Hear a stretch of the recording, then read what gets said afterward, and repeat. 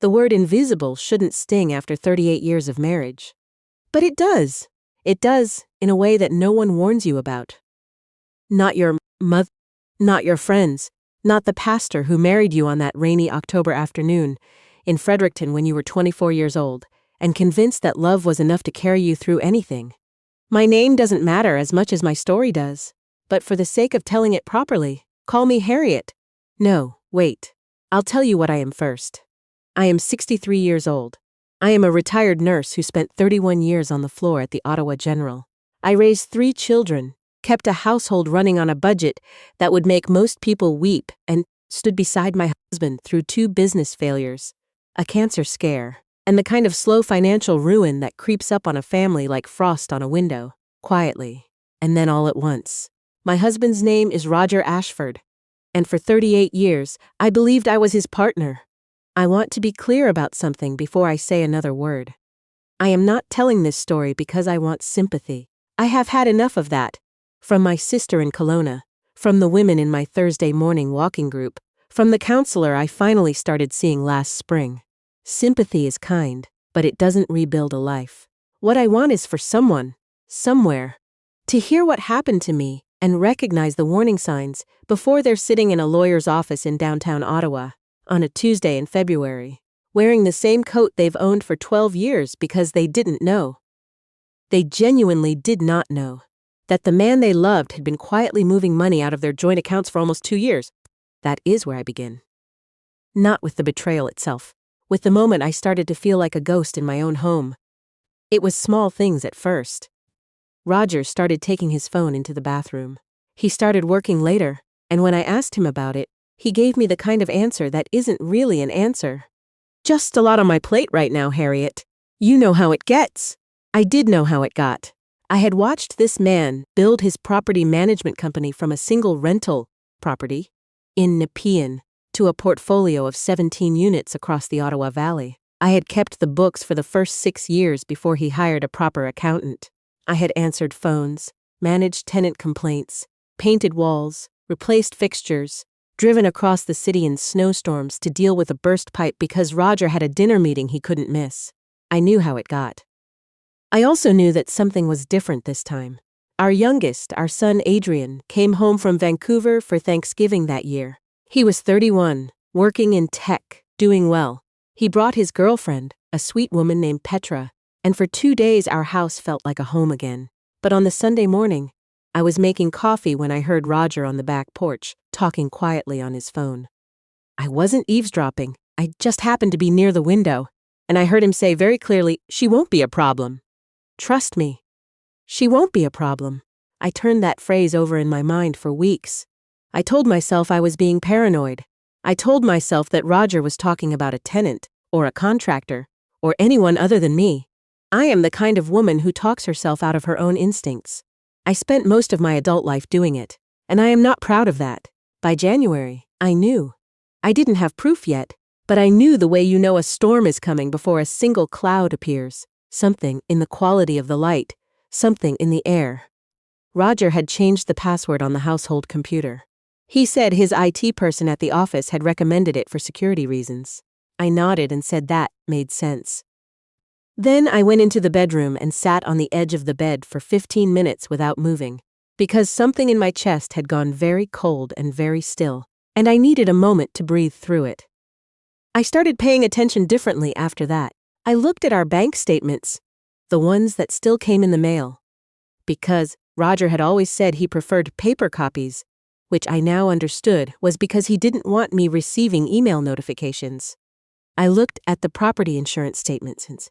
I looked at the mortgage documents for the rental units, the ones that had both our names on them, because I had co-signed the original loans 16 years ago when Roger's credit history alone wouldn't have qualified, and I started making notes.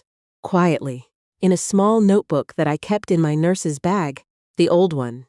The one from my working days that I'd kept for sentimental reasons that Roger would never think to look in. I want to tell you about something my mother said to me once, when I was in my late 30s and going through a difficult period.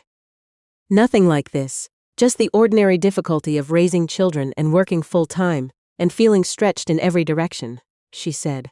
Harriet, The most dangerous thing a woman can do is make herself so useful that no one sees her anymore. I didn't understand what she meant then. I understand now. I had made myself so indispensable to Roger's life, his business, his comfort, his routine, that I had become part of the infrastructure. Like the plumbing or the electrical wiring, necessary, invisible, and taken completely for granted. In March, Roger sat down across from me at the kitchen table and told me he wanted a divorce. He was calm about it. That was the thing that undid me more than anything else. His calmness. He folded his hands on the table and he said, in the same tone he might use to discuss renewing the property insurance, that he had been unhappy for a long time, that we had grown in different directions, that he thought we would both be better off. He said the words moving forward 3 times. He said that he had spoken to a lawyer and that he had some paperwork he wanted me to look at. I asked him if there was someone else. He said that wasn't relevant to the conversation. Which is, of course, an answer. I asked him how long. He looked at the table and said, "Let's not do this." I sat there for a very long time after he left the kitchen. I sat there until the light coming through the window changed from morning to afternoon. I thought about 38 years. I thought about the house we'd bought together in the glebe when the children were small. I thought about the miscarriage we'd had between Adrian and our middle daughter, and how Roger had held me through that night, and how I had believed, completely and without reservation, that we were the kind of people who got through hard things together. And then I picked up the phone and called my sister in Kelowna. She told me to get a lawyer before I signed anything. Those were the first useful words anyone said to me in that entire season of my life. My sister's name is Patricia Combe. No, I am sorry. I told you I would stay away from names I've used in other stories.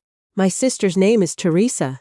Teresa drove to Ottawa the following weekend and sat with me while I found a lawyer named Diane Cowell-Chick, whose office was on Elgin Street, and who had a way of explaining legal concepts that made them feel manageable rather than terrifying.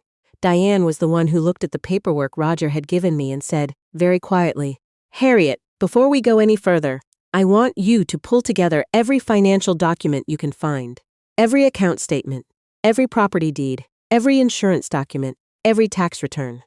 Can you do that?" I could do that. I had been doing it for weeks without knowing exactly why. It was Diane who first used the word dissipation in relation to our marital assets. It is a legal term. It means, essentially, the deliberate wasting or hiding of marital property in anticipation of divorce. When she explained what she was looking for, and I showed her what I had found in those bank statements, the transfers, small enough to seem routine, large enough to add up, she was quiet for a long moment. Then she said, "You were paying attention." "I used to be a nurse," I told her. "We notice things." In the months that followed, I learned more about my own marriage than I had known in 38 years of living it. Roger had transferred a significant amount of money. I will not give you the exact figure, but it was substantial, into accounts that were not in both our names. He had restructured the ownership of 2 of the rental properties in ways that were, according to Diane, intended to minimize my claim to them. He had done all of this carefully, incrementally, over the course of nearly 2 years, while I was making his coffee and asking about his day, and sitting across from him at the dinner table and believing completely that I was his partner. He had a girlfriend, a woman named Carol who worked in the commercial real estate sector, whom he had apparently been seeing for 14 months. I found this out not from Roger, but from our accountant, a woman named Sylvia Hartley who had worked with our family for 11 years, and who called me one afternoon in April, after Roger had asked her to adjust some records, and said that she needed to speak with me privately. Sylvia Hartley is one of the bravest people I know. She had not been asked to do anything explicitly illegal. She had been asked to do something that was, in her professional opinion, not quite right. A recharacterization of certain expenses, a reclassification of some assets, the kind of adjustment that might look innocent in isolation, but that, taken together with what Roger had asked her to do over the previous months, formed a picture that Sylvia was not comfortable being part of. She met me at a coffee shop on Bank Street on a Wednesday morning. She was nervous. She was already wondering whether what she was about to do would cost her a client. Which, of course, it would. She ordered a tea and wrapped both hands around the mug and told me what she had seen. I listened. I took notes. I thanked her. "I'm not sure I'm doing the right thing," she said. "You are," I told her. "You're doing exactly the right thing, and I know it doesn't feel that way right now." When I told Diane what Sylvia had shared with me, the whole shape of our case shifted. What had been a complicated divorce became something with considerably more clarity. There were financial irregularities. There was documentation.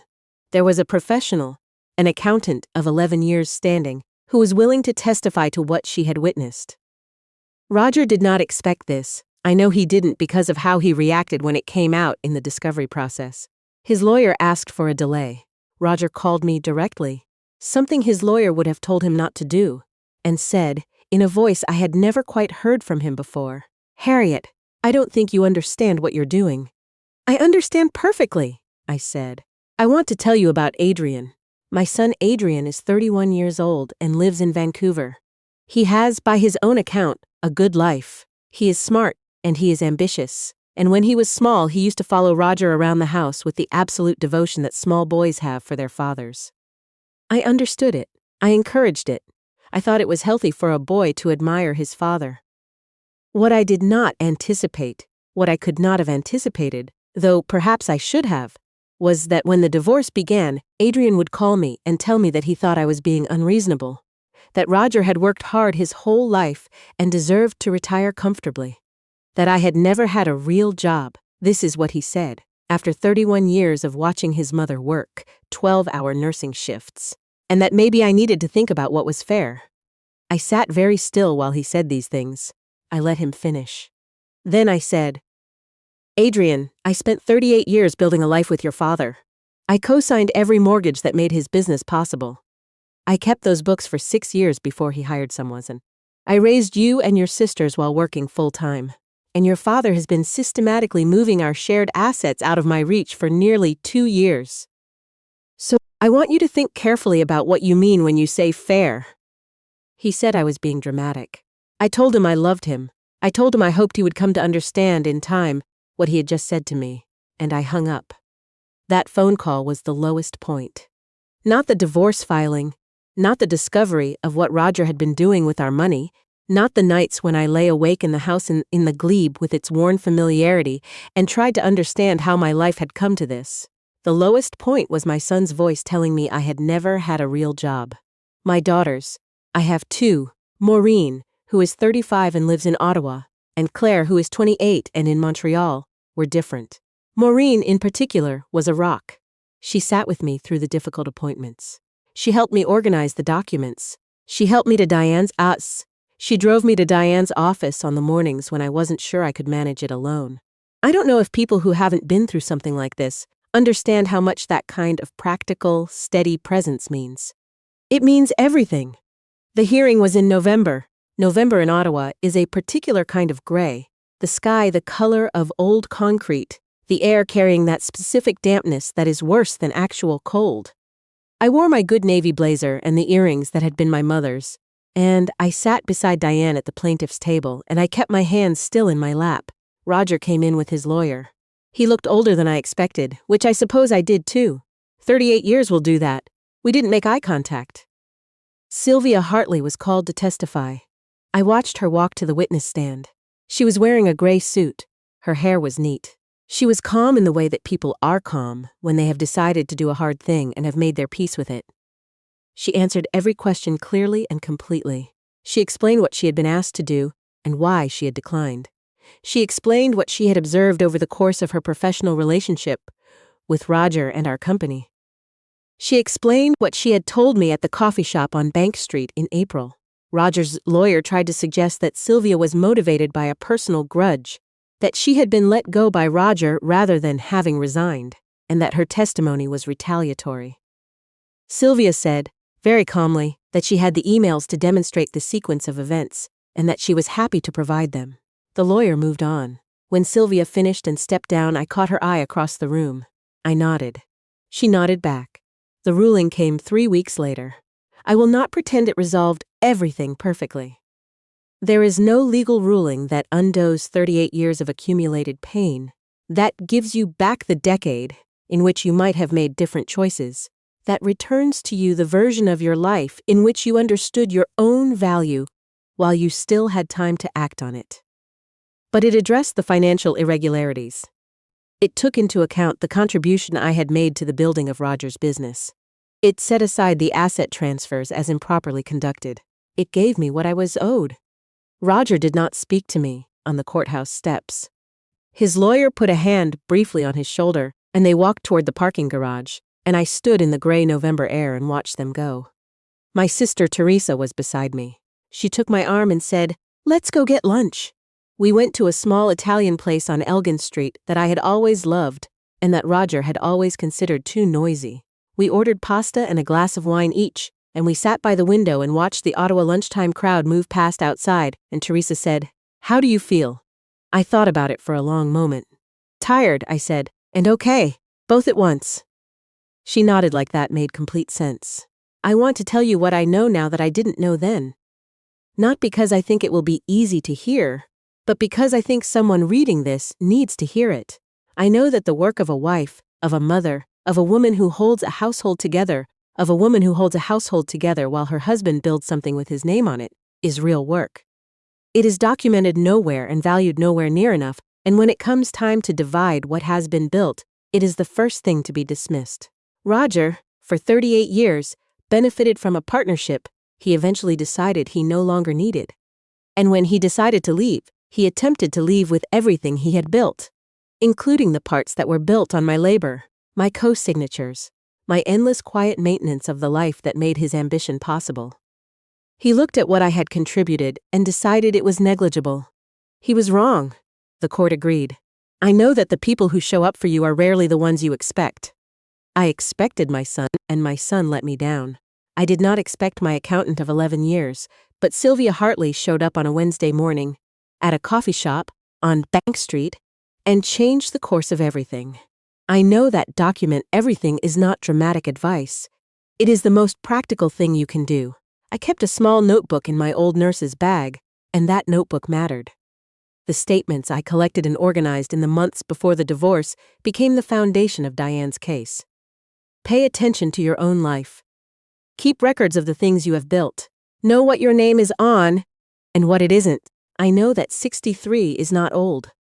I did not feel this way in February, sitting across from a lawyer in a coat I'd owned for 12 years, trying to understand how my marriage had ended.